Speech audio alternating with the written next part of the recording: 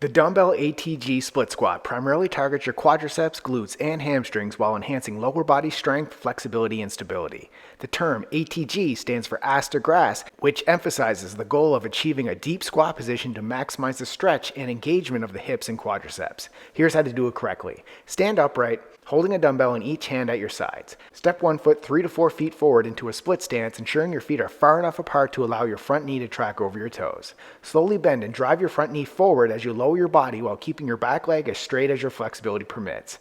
Aim for a full range of motion by bringing your hips as low as comfortably possible. It's okay if your front heel comes up, so go as deep as your mobility allows. Ensure your front knee aligns over your toes with your chest upright and core engaged throughout the movement. Press through your front heel to return to the starting position, maintaining control and balance. Complete all the reps on one leg, then switch legs and repeat. Don't stop learning now. Click this video to master the next move with perfect form while avoiding the most common mistakes.